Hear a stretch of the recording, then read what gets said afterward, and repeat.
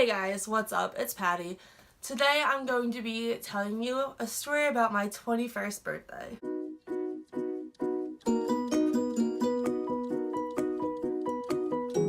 From my last video, you probably know I had the same makeup and hair as last video. So you know my hair is freaking damaged, so it's just staying like this for now. But here is a story for you guys. So my birthday was October 4th. In 2017, the one that just passed in 2017. And so October 3rd at like 11:30 at night, I went out to this bar like right near my school. It was between like my school and my house. So like, my mom met up with me, my sister met up with me, and some of my friends came out too. And so at midnight, did my first like birthday shot, I think it was, or drink. I don't know. I had so many shots that night. I don't know how I survived because now I can't do shots. But this is the whole beginning of how I got stalked my birthday. So, as the title says, live footage. This is as best the live footage that I really can get, but I'm going to insert the snaps that I was posting before this all went down.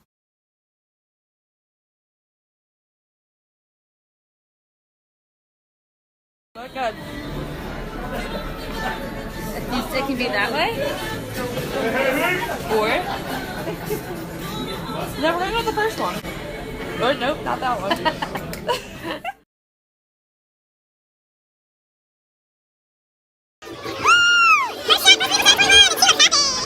Happy birthday!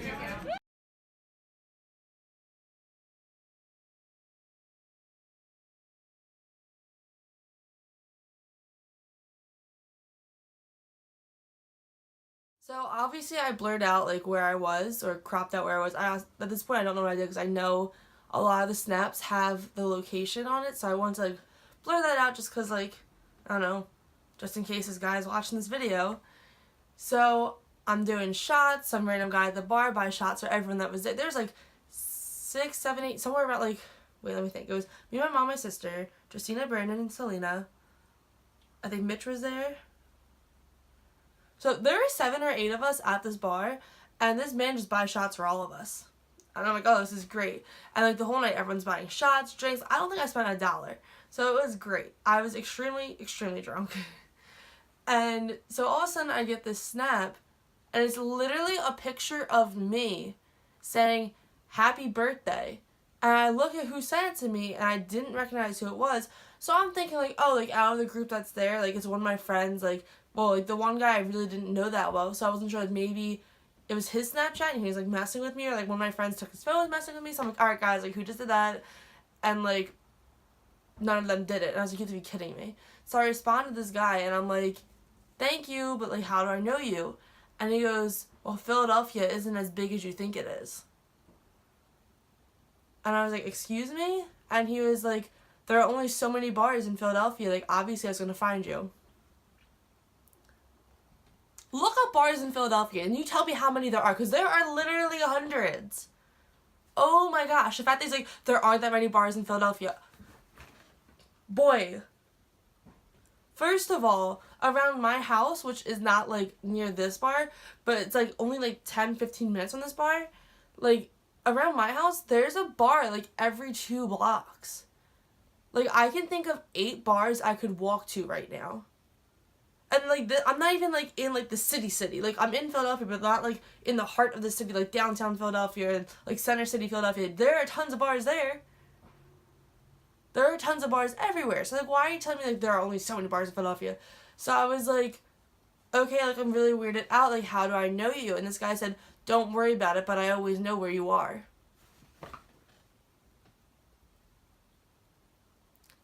So then I'm looking at the bar and literally no one's on their phone. Because, so the way it was like the bar was like we'll just on a smaller scale. Here's the bar, here's where I'm at a table. So I can see everyone at the bar. So then I send him another snap like saying like seriously, who are you? And I see that the guy like, because you know on Snapchat like a little Bitmoji or like whatever pops up so you know someone's typing? That popped up and I could see that they were typing. But I looked at the bar and no one had a phone out. And none of my friends had phones out. So I was like, did this guy leave? Like, I don't understand. So then I responded like, hey, did you leave the bar? And the guy said, no, I'm always where you are. And I was like, who? Literally, who are you? So I blocked this guy because I was so freaked out, and I like just didn't know like what to do. Like, I had never even Snapchat this guy before. I had not added him as a friend. He was just some random person on Snapchat, and I was like, great, like I'm drunk on my 21st birthday dealing with a freaking stalker. But being stalked the night before did not stop me from going out the next day on my actual birthday. So first of all, my actual birthday, I wake up at like 10 or I guess 11 o'clock in the morning, afternoon, whatever you want to call it, to my friend FaceTiming me. Now this friend, we're actually not even friends anymore, but he never FaceTimes me. So I was like, what is happening? Like, is the world ending? I knew I was going to miss my class that morning because, like, let's be real, like, I was out.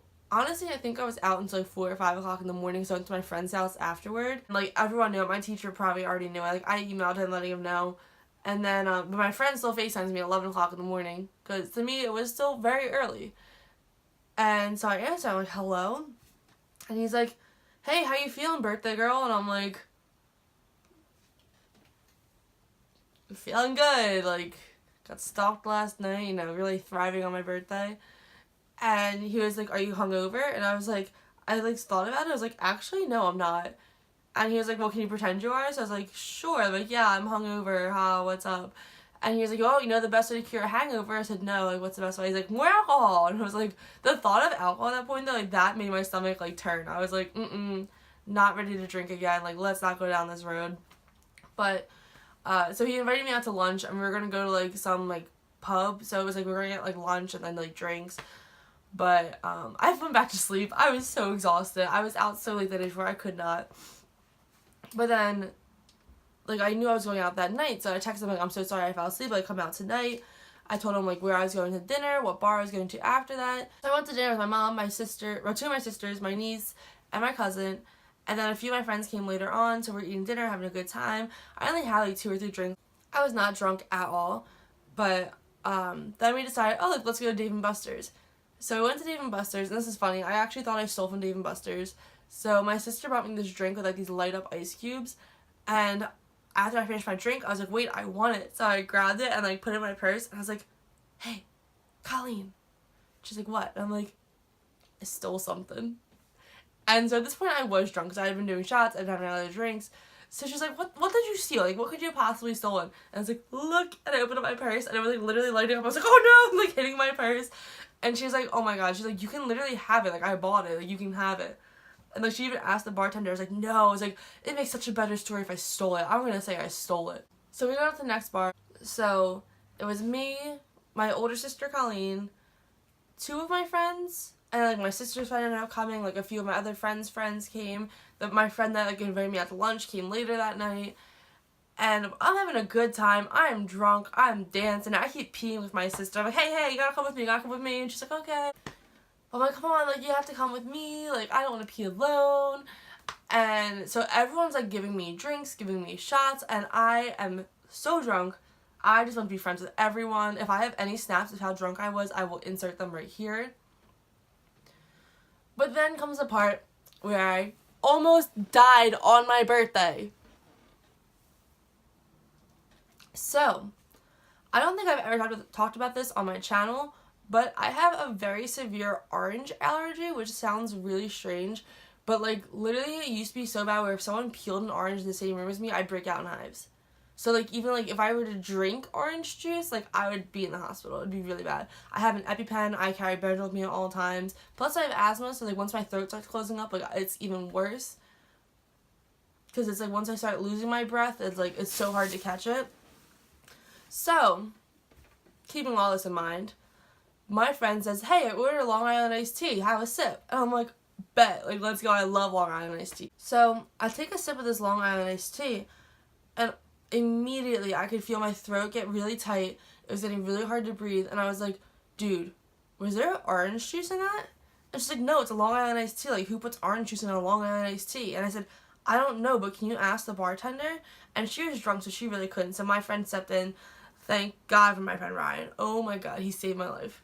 So he said to the bartender, he was like, hey, like, did you put orange juice in that Long Island iced tea? And she's like, yeah, why? He goes, oh, like, just asking. So he tells me, he's like, yo, take that Benadryl. Like, he's like, I don't know if you can take it with alcohol, but you gotta do something.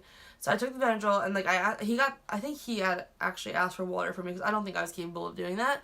So he got some water for me, and I'm, like, sipping on my water. I'm like, okay.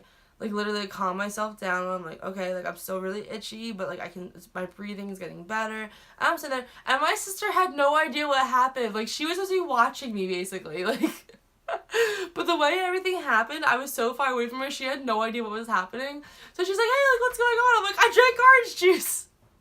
And she's like, oh my god, like, are you okay? Like, what happened? And I'm like, I'm good, I have water, Benadryl, we'll be good. And then I'm pretty sure that's what led to me blacking out that night, because I took Benadryl and then continued to drink. Because I continued to drink. Then we went to another bar, which I only remember walking into. I remember seeing a dartboard and that's it, but apparently I did more shots and had more drinks there too. Then we went to a casino, which I don't, like, I remember, like, walking in and, like, the security guards, like, weren't gonna let me in because I was too drunk. And I was like, it's fine, I want to go home anyway, like, it's fine. But somehow, like, they let me in.